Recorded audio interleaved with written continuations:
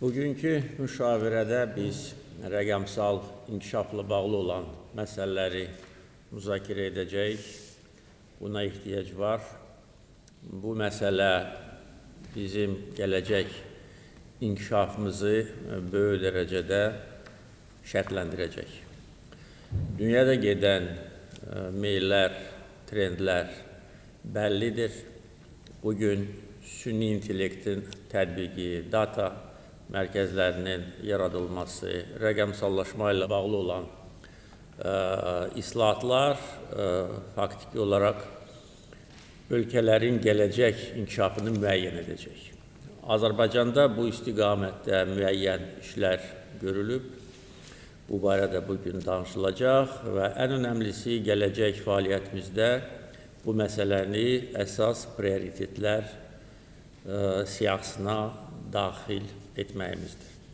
Bizim neft-qaz sahələrində, bağlantılar sahəsində böyük təcrübəmiz var.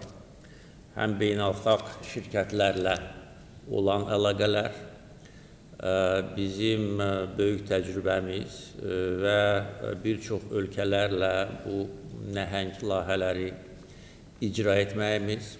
Çünki bu həm bilik, bacarıq, texniki keyfiyyətlər, eyni zamanda geniş beynəlxalq əlaqələr tələb edən məsələlərdir.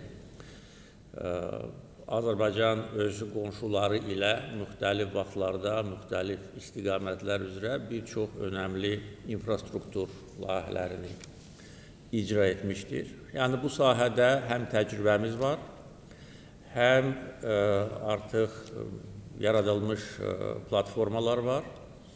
Nəqliyyat, energetika dəhlizləri gələcəkdə fiber optik dəhlizlərinə də çevrilməlidir. Bu istiqamətdə müəyyən işlər görülüb. Neft-qaz kəmərləri tikilən zaman o cümlədən bu məsələdə öz həllini tapıb. Ancaq bugünkü tələblərə təbii ki, bu cavab vermir. Ona görə rəqəmsallaşma, süni intellekt, data mərkəzlərinin yaradılması istiqamətində də bizim təşəbbüslərimiz ölkəmizin uzun müddətli dayanıqlı inkişafını təmin etməlidir. Bizim bir çox üstünlüklərimiz var. Onlardan biri bizim coğrafi vəziyyətimiz.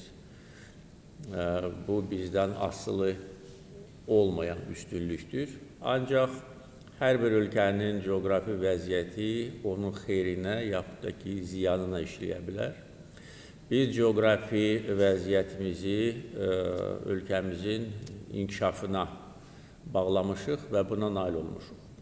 Ona görə Asiya ilə Avropa arasında yerləşməyimiz, şimal-cənub dəhlizi üzərində yerləşməyimiz və yaradılmış mövcud infrastruktur bu üstünlüyü bizə təmin edir.